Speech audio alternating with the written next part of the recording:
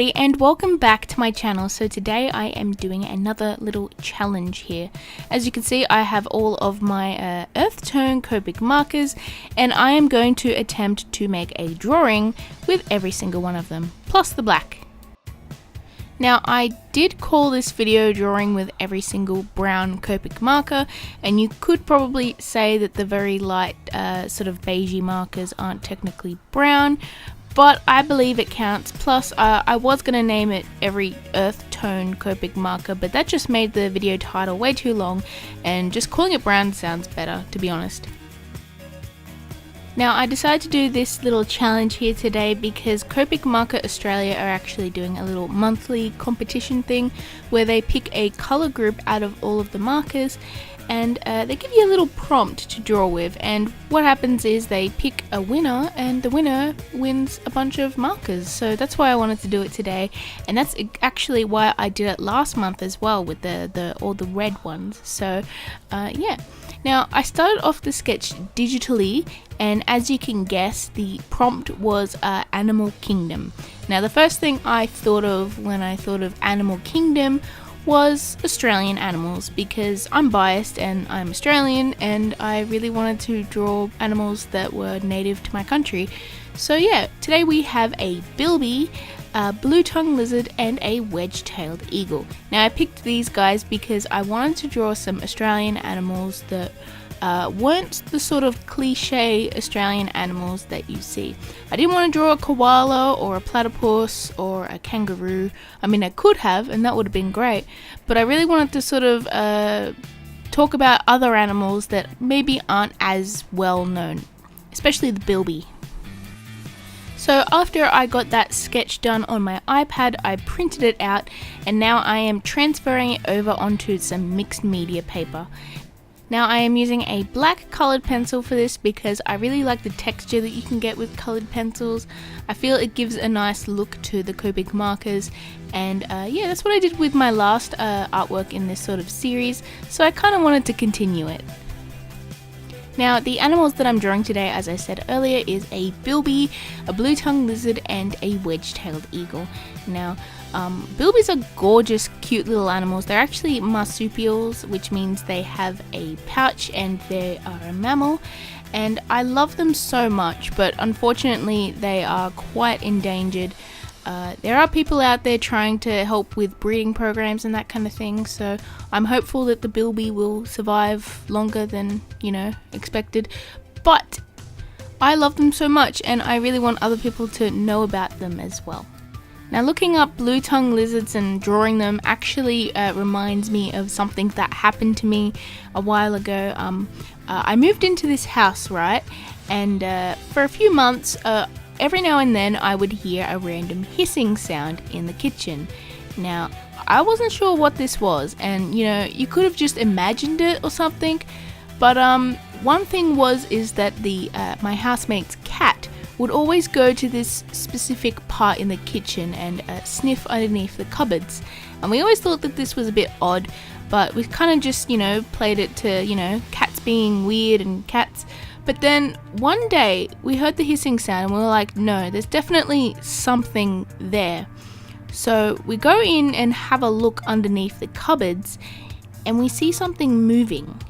Now at this point we kind of freaked out because we were like, is there a snake in there? We have no idea.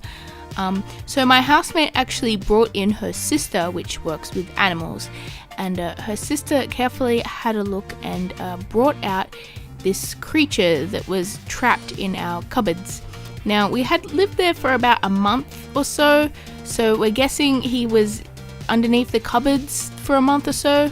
I feel like he wasn't exactly trapped, because how could he live there for a month and not die?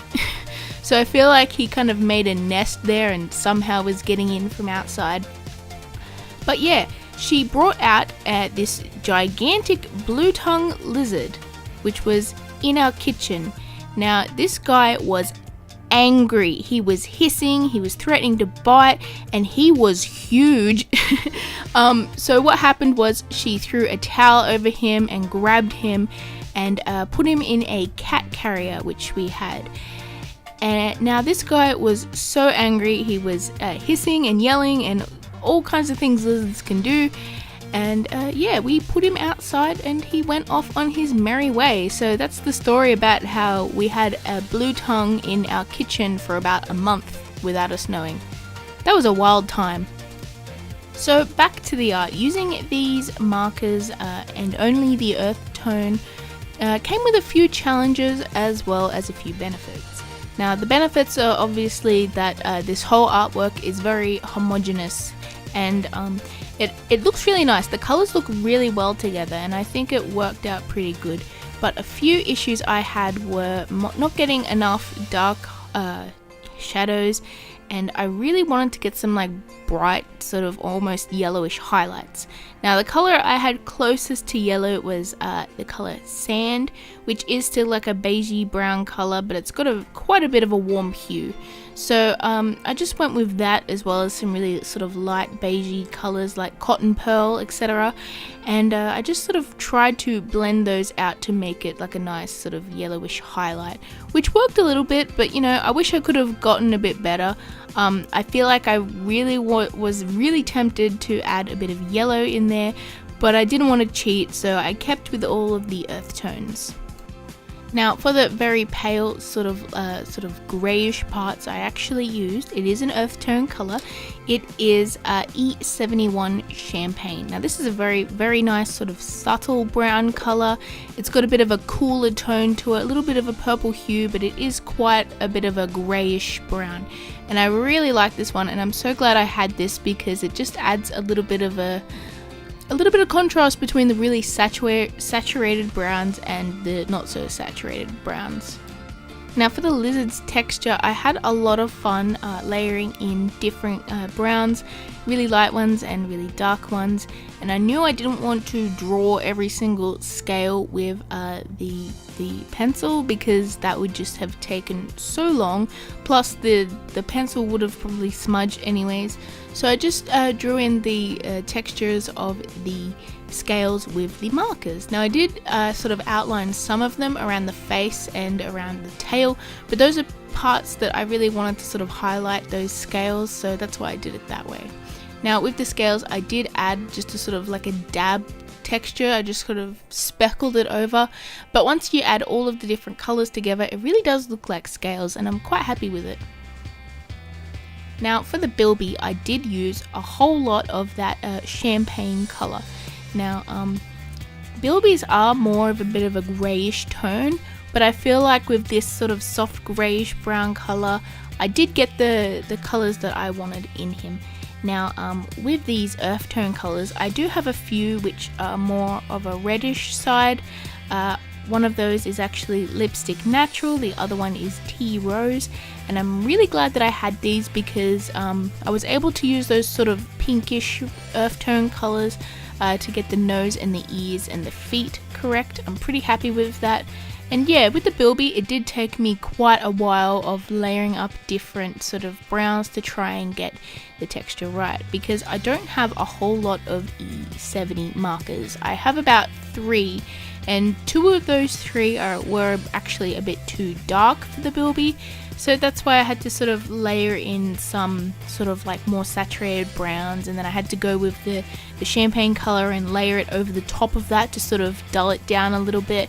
But you know, after all of that experimentation, I was quite happy with the results. Now for the eucalyptus leaves that I put around these animals, just to sort of signify that this is a sort of Australian animal themed. Obviously I didn't have any green, but I was very glad that I had a few brownish colors that were more on the red side. Now I used these, which were Lipstick Natural and just brown. I'm looking at this marker and it's just called brown. It's E08 brown. These colors are more of a reddish brown, and I'm quite happy that I had those because one, they added a nice bit of warmth to it, and 2, these markers are quite similar to eucalyptus leaves that sort of, you know, after they've fallen off the tree, they go a bit like reddish. You know, when tree leaves go like red and orange and stuff. It's like that. But yeah, I'm quite happy with the results of those, and I think that adds a nice sort of effect around the animals. Now after that, it was just a matter of adding a few more shadows and highlights here and there. I did end up using a white pencil just to add a little bit of highlights and textures, but I don't think that counts because white isn't a color, and I do that with most of my artworks anyways. That white pencil really did help me get a nice sort of glossy shine on the scales, as well as a fuzzy kind of texture on the bilby and on the eagle. So yeah, that's pretty much the whole process of how I created this artwork, and here is the final results, and I love it so much. I love that I picked a bilby, a lizard and an eagle because it's sort of like a furry, scaly and feathery animal. So thank you all so much for watching. I hope you have a lovely day. I'm going to chuck this artwork up on my online store if anyone wants to buy it. I'll have a link in the description. And yeah, have a lovely day, and I will see you in my next video. Bye everyone!